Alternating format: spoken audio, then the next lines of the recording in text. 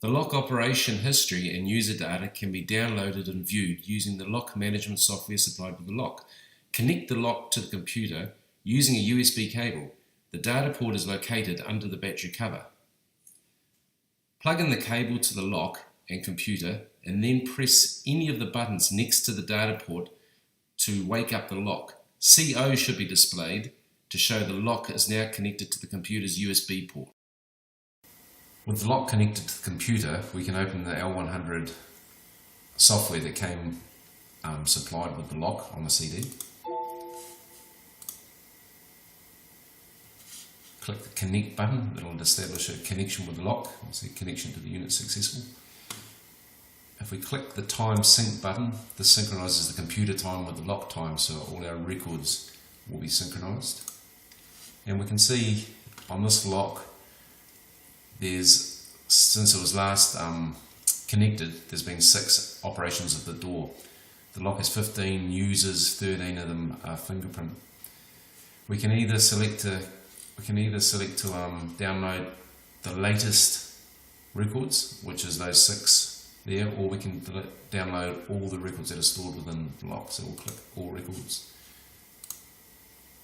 and that's downloaded all the records within the lock. If we go to record management, it gives us we can select a range of dates that we want to look at. In this case, I've only been using this lock today, so it's only got the 1 day of records in it. So if we click on track records, we'll see all those. We'll see every time that the lock has been operated by a fingerprint or from a password or pass number. You can see the user ID of the person that operated the lock and the date and time and the name. If we go to user management, we can see the user ID or the number of users within the lock, and using this software you can edit and add names, give them the person's name next to the ID. From here we can also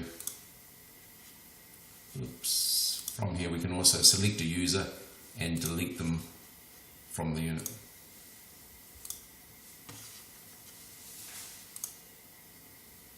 We can export in an Excel file the lock usage, so we can have a hard copy. And